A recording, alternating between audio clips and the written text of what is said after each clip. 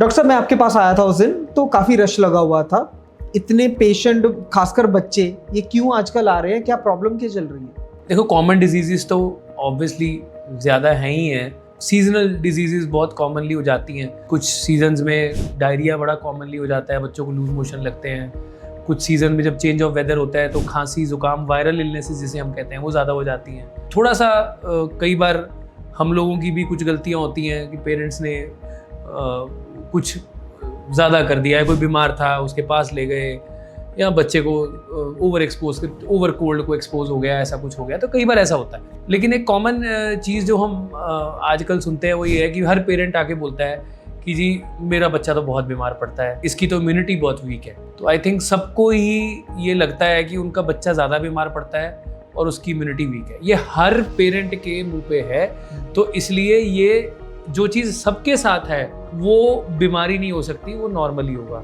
तो मेरी हर पेरेंट्स को ये रिक्वेस्ट है कि इम्यूनिटी ऐसा नहीं है किसी की कम है किसी की ज़्यादा है। ऐसा है कि भाई अगर एक बच्चा साल में 6 से 8 बार बीमार पड़ रहा है, कुछ बच्चे 10 बार तक बीमार पड़ते हैं, यानी कि हर महीने 1.5 महीने 2 महीने में बच्चे बीमार पड़ते हैं।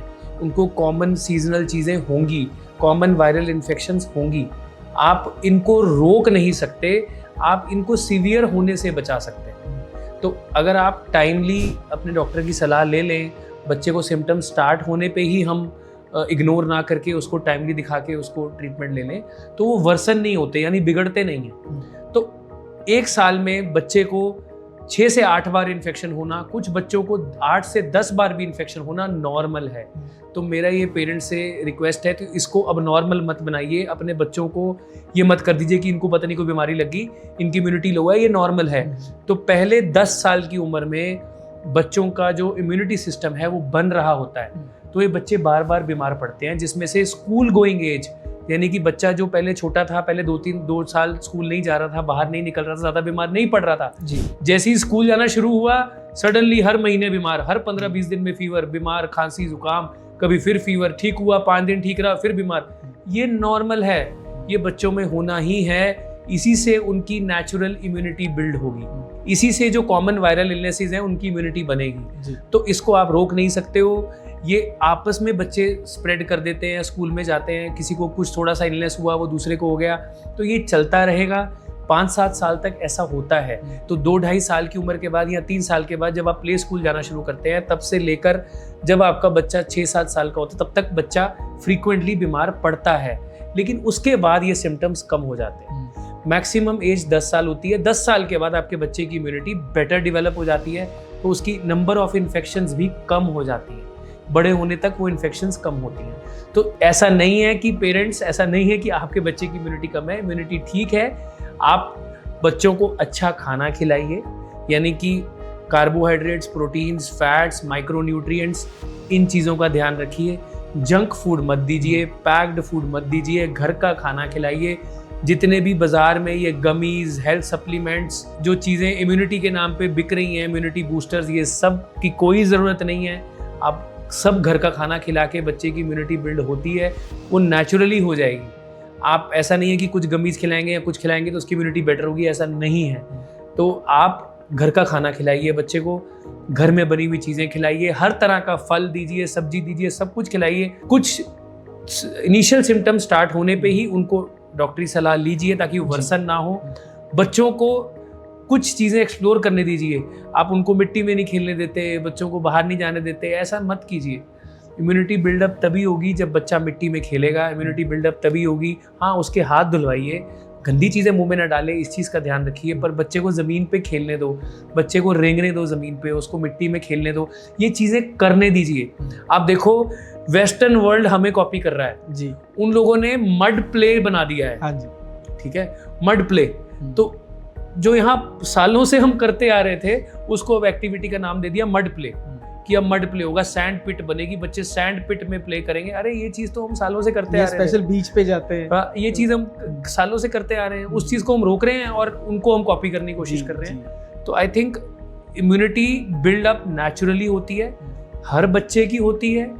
और ये कुछ फेज में, स्पेशली जो बच्चे 3 साल से लेकर 5-6 साल 7 साल की उम्र तक होते हैं, बहुत फ्रीक्वेंटली बीमार पड़ते हैं। हर 15-20 दिन में भी कई बार बीमार पड़ते हैं। तो परेशान मत होइए। आप उसका इम्यूनाइजेशन या वैक्सीनेशन रेगुलर कराते रहिए ताकि जो लाइफ थ्रेटनिंग बीमारियां हैं उनसे आपका बच्चा बचा रहे, और जो कॉमन डिजीजेस हैं उनके लिए सिम्टोमेटिक ट्रीटमेंट लेके आप इलाज कीजिए। एक और सबको रिक्वेस्ट है, प्लीज़ एंटीबायोटिक्स का मिसयूज़ मत कीजिए। हमने पहले भी इसके बारे में जिक्र किया है, हमें एंटीबायोटिक्स कॉमन डिजीजेज में यूज़ नहीं करनी। जितना हो सके इनसे दूर रहिए। सिंपल सिम्टोमेटिक चीज़ों से ही या सिम्टोमेटिक इलाज से ही आप अपने बच्चे के सिम्टम्स को कंट्रोल कर सकते हैं। बहुत ज़्यादा दवाइयाँ बच्चों को देने की ज़रूरत नहीं है। पहले हम देखते भी थे, सुनते भी थे कि 5 में से 1 बच्चा मोटा है, फैट है। आज हर दूसरा बच्चा फैट है। ये इतना चेंज क्यों हो रहा है? इतनी बॉडी में फैट बच्चे क्यों लेके घूम रहे? अगेन ये ना ऑब्सेशन है। मदर्स को लगता है कि मेरा बच्चा मोटा नहीं है, मेरा बच्चा हेल्दी नहीं है। आप ये मानिए कि आज अगर हम ओपीडी में 50 पेशेंट देख रहे हैं तो उसमें से कोई 2 या 3 मदर्स ऐसी होंगी जो अपने बच्चे की ग्रोथ से सेटिस्फाइड होंगी। बाकी सब मदर्स को ये लगता है कि मेरा बच्चा खाना नहीं खाता, मेरा बच्चा ग्रोथ नहीं कर रहा, मेरा बच्चा बाकियों का बच्चा ठीक है, मेरा बच्चा ठीक नहीं है। सबको लगता है। और मेरे को सबको यही एग्जांपल देता हूँ कि एक 100 किलो का जो इंसान हो, उसकी माँ से अगर आप पूछोगे वो भी बोलेगी कि मेरा बच्चा कमज़ोर है। तो माँ को का तो एक नेचुरल टेंडेंसी है, उसको लगता है कि मेरा बच्चा कमज़ोर है। लेकिन क्या वो वाकई में कमज़ोर है? अगर आपका बच्चा फिजिकली एक्टिव है, उसका ग्रोथ पैटर्न, उसके जेनेटिक पोटेंशियल यानी कि जो उसके माँ बाप का ग्रोथ है जैसी रही है उसके हिसाब से ही चल रहा है, फैमिली ग्रोथ के हिसाब से चल रहा है, और वो बच्चा अच्छे से एक्टिव है, खा पी रहा है, स्कूल में अच्छा परफॉर्म कर रहा है, कोई मेजर इश्यूज नहीं है, कोई डिजीजेज नहीं है, तो ये नॉर्मल है। आप प्लीज़ नंबर्स के पीछे मत भागिए कि मेरा बच्चे का वेट चार्ट पे इतना होना चाहिए था, नहीं हो रहा है। अरे उसके पीछे 100 चीज़ें और हैं। आपका जेनेटिक पोटेंशियल कैसा है? अगर मदर फादर अपने बचपन में थोड़ा लीन थे तो बच्चा भी वैसा ही रहने वाला है। बड़े होके अपने आप धीरे धीरे जब बच्चा खाएगा ठीक हो जाएगा। तो उसके पीछे मत भागो, नंबर्स के पीछे मत भागो। आप एक्चुअल क्लिनिकल कंडीशन देखो कि बच्चा कैसा है, उसका खाना पीना कैसा है, उसका एक्टिविटी कैसी है, ब्रेन कैसा है, डेवलपमेंट कैसी हो रही है। अगर वो सब चीज़ें ठीक है तो परेशान होने की ज़रूरत नहीं है। इसी के चलते हुए आप बच्चों को ओवरफीड करते हो। बहुत लोग तो दूध ही पिलाते रहते हैं और दूध से मोटापा हो जाता है। हमने पहले भी बोला है कि 1 साल के बाद बच्चों के लिए दूध इंपॉर्टेंट नहीं है। तो किसी को समझाओ, आधे लोग मानने को तैयार नहीं है। तो आप दूध ही पिलाए जा रहे हो, 1 किलो 1.5 किलो बच्चों को दूध पिला रहे हैं, 1 लीटर 1.5 लीटर बच्चा दूध पी रहा है दिन में। अब आप समझिए कि जब बच्चा दूध ही इतना पी रहा है तो मोटापा तो होगा ही होगा। तो आप बच्चों को खुद मोटा कर रहे हैं ओवर फीड करके, ज्यादा खिला के, उनके पीछे भाग के, जबरदस्ती खिला के। वो आप मत कीजिए। दूसरी चीज है जंक फूड। बहुत वेस्टर्नाइजेशन के नाम पे पिज्जाज, बर्गर्स, फ्राइज, चिप्स, ये ऐसी कुछ चीजें हैं जो हमने रूटीन बना लिया है अपने बच्चों को देने का, और इजीली अवेलेबल है। हम भी खा रहे हैं, बच्चों को भी खिला रहे हैं। उनसे भी फैट बढ़ रहा है, मोटापा बढ़ रहा है, ओबेसिटी बढ़ रही है। तो ओबेसिटी अगर इस छोटे में, बचपन में ही, हर बंदे को अच्छा लगता है कि बच्चा गुलगुल हो, गोलू मोलू सा हो। लेकिन मैं सबको बोलता हूँ कि जब आप अपने बेटी के लिए दामाद ढूंढेंगे तो कैसा ढूंढेंगे? फिट गोलू गोलू ढूंढेंगे या एक फिट आपको अपने दामाद चाहिए, या फिट सन इन लॉ चाहिए जो हेल्दी हो, फिट हो? वो बोलते हैं फिट चाहिए। सिमिलरली मैं बोलता हूँ, जब आप अपने लिए एक, आपका बेटा अपने लिए एक, आपके लिए बहू चुनेगा, या आप अपने लिए एक डॉटर इन लॉ चुनोगे, कैसी चाहते हो?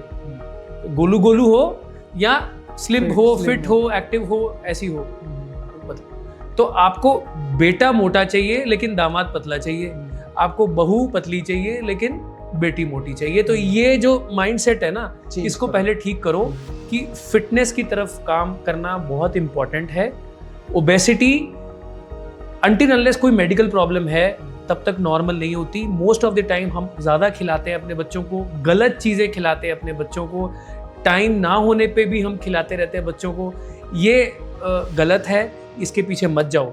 दूसरा एक कंसेप्ट, लोग टाइम से खाते हैं कि ब्रेकफास्ट का टाइम हो गया अब टाइम करना है, लंच का टाइम हो गया अब टाइम करना है। आप देखोगे पहले के टाइम में लोग ऐसे नहीं करते थे, भूख के हिसाब से खिलाया जाता था कि अगर मुझे भूख लगी है तो मैं खाना खाऊंगा, मुझे भूख नहीं है तो चाहे समय हो भी गया मैं नहीं खाऊंगा। आजकल उसको इंटरमिटेंट फास्टिंग कह दिया गया जी कि 16 घंटे भूखे रहो फिर उसके बाद खाना खाओ, है ना। तो वो उसको नए नए नाम दे दिए, लेकिन ये सब चीज़ें तो पहले भी होती थी। पहले लोग खेतों में काम करते थे तो कोई घड़ी देख के तो नहीं खाना खाता था, जब भूख लगती थी बीच में ब्रेक ली, खाना खाया, फिर काम पे लग गए। ना किसी को पता था कितना टाइम हुआ है, क्या हुआ है, पता ही नहीं होता था। तो कोई टाइम, आजकल घड़ी के हिसाब से लंच ब्रेक, ब्रेकफास्ट का टाइम, डिनर का टाइम, टाइम के हिसाब से खाना खाना। हाँ, ये मैं मानता हूँ कि अगर आपको सोना है, सोने से पहले आपको हैवी मील्स नहीं खाने हैं, आपको लाइट फूड लेना है, अर्ली अगर आपको कुछ खाना है तो अर्ली खा लीजिए शाम को। लेकिन अगर आप दिन भर में ये सोचेंगे कि मैं खाने के टाइम को देख देख के खाना खाऊंगा तो आप ओवर खाएंगे। आपकी बॉडी को उतनी ज़रूरत नहीं है। जब आपको भूख लगे तब खाना खाइए, पेट भर के खाना खाइए। अपने बच्चे को भी ऐसे ही भूख लगने पे खाना दीजिए। डिमांड फीडिंग जिसे हम कहते हैं, ना करें। हाँ, डिमांड के हिसाब से फीड कीजिए, ना कि टाइम हो गया तो खिलाना है मुझे, ऐसा नहीं कीजिए। ऑटोमेटिज्म में मत डालो। ओबेसिटी आने वाले टाइम में एक पैंडेमिक बन जाएगा, पूरे विश्व में फैल जाएगी। उससे होने वाली बीमारियां इतनी क्रॉनिक डिजीजेज है, पूरी उम्र बच्चों को तंग करेंगी। तो प्लीज बच्चों को मोटा मत बनाइए, उनको फिट बनाइए, स्मार्ट बनाइए। डॉक्टर सौरभ, बच्चों में स्लीपिंग पोस्चर क्या होने चाहिए न्यूबॉर्न से लेके ग्रोइंग स्टेज तक?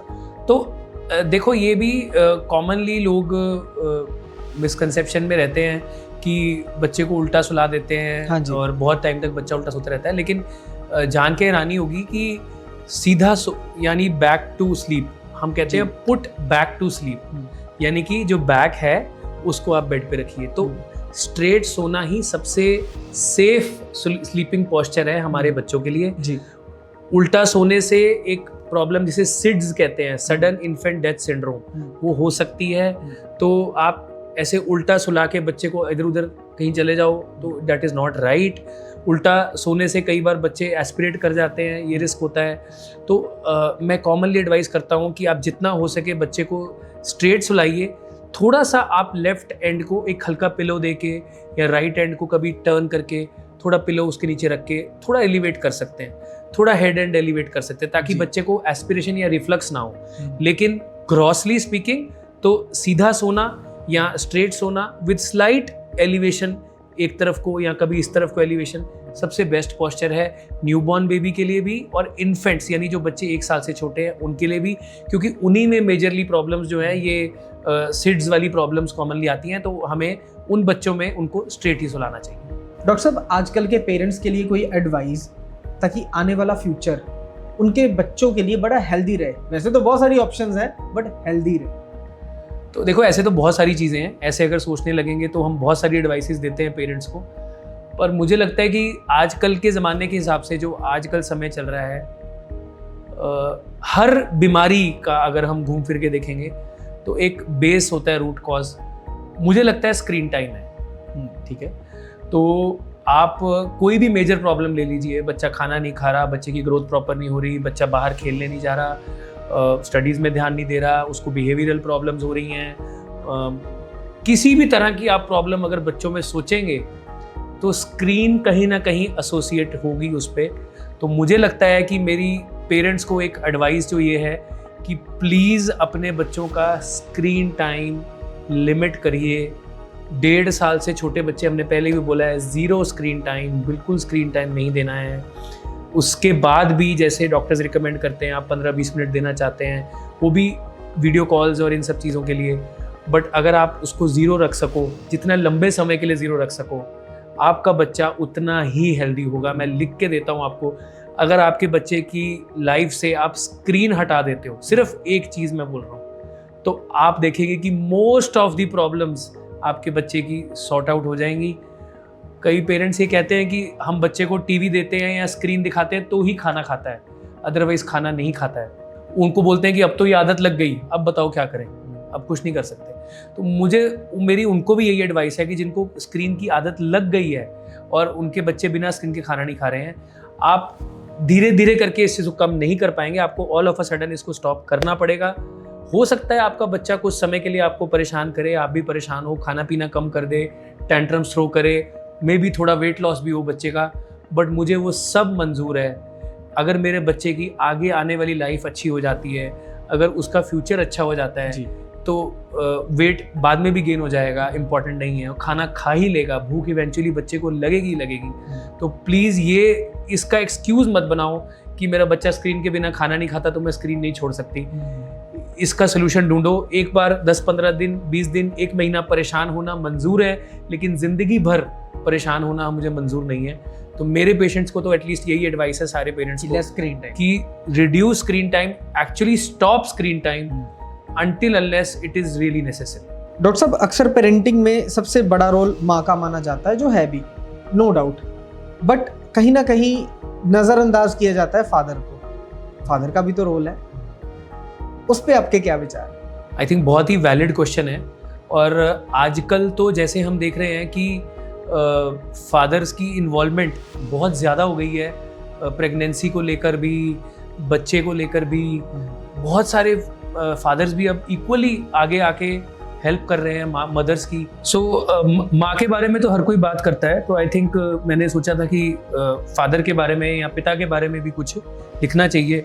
तो मैंने कुछ लाइंस जो लिखी थी एक पोएम की तरह, जिसका टाइटल मैंने रखा था आखिर वही पिता है। तुम्हारी गलतियों को जो अपनी फटकार से सीता है, 2 वक्त की रोटी ही जिसके लिए कुरान और गीता है, उस खेल में हार जाता है जिस खेल में आज तक हमेशा वो जीता है। अपनी गर्मी से ज़्यादा जिसे तुम्हारी ठंड की चिंता है, आखिर वही पिता है। पिता है तो सर पे मकान है, पिता है तो अय्याशी का सब सामान है, पिता के साथ ही रुतबा और पहचान है, उड़ते हुए पंखों की जो एक लौती दिशा है, आखिर वही पिता है। सोचता हूँ कि क्या नहीं किया इस पिता ने, दर्जा दूजा मिला फिर भी सब कुछ दिया इस पिता ने। सो मदर को हमेशा पहला दर्जा दिया जाता है जी, और फादर को हमेशा प्रायोरिटी थोड़ी कम दी जाती है। तो उस हिसाब से मैंने लिखा था कि सोचता हूँ कि क्या नहीं किया इस पिता ने, दर्जा दूजा मिला फिर भी सब कुछ दिया इस पिता ने, काले बालों के सफ़ेद होने तक जो औलाद के लिए जीता है, बूढ़ी आंखों में जिसके अपने ही सपनों की चिता है, आखिर वही पिता है, आखिर वही पिता है। सो ये बेसिकली हम एक फादर का रोल, एक फादर की जर्नी, उसके बच्चे की ग्रोथ के लिए, भविष्य के लिए क्या रहती है, जो कि बहुत बार हम देख नहीं पाते और महसूस नहीं कर पाते, बट बड़े होके वो चीज़ें रियलाइज़ होती हैं कि उन्होंने क्या किया या क्या किस चीज़ों को फील किया, महसूस किया और कैसे स्ट्रगल करके, फाइट करके वो यहाँ तक पहुँचे और आपको भी यहाँ तक पहुँचाया। थैंक यू डॉक्टर साहब।